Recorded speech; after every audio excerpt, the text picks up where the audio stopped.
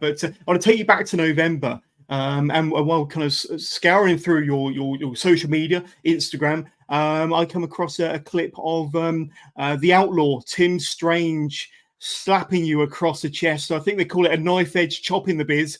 And I've got some stills here. As contact is made there, Ethan. Yeah. As contact is made, and then the look on your face after contact is made.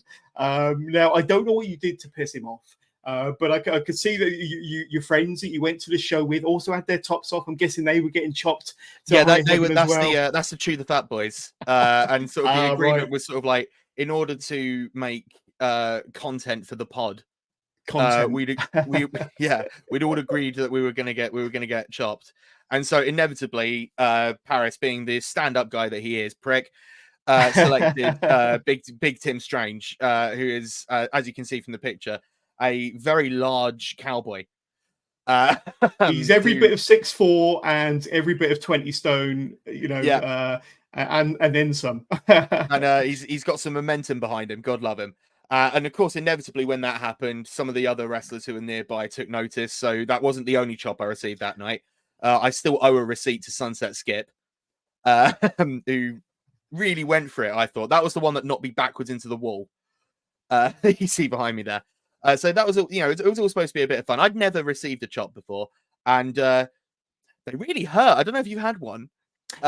No, I've had some wrestling moves performed on me, but not quite as heavy-handed as a big Tim Strange or a Sunset Skip chop to the chest. It's a real thump, real concussive thump.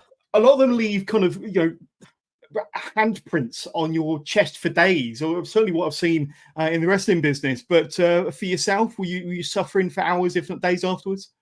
Weirdly, the pain subsided quite quickly. Like, the sharp stinging pain that you get from that subsided quite quickly for me, at least. I know it wasn't the same for some of the other Chew the Fat Boys. I think it's because largely I've got a sort of protective padding, which I'm going to refer to now as blubber. But so that helped.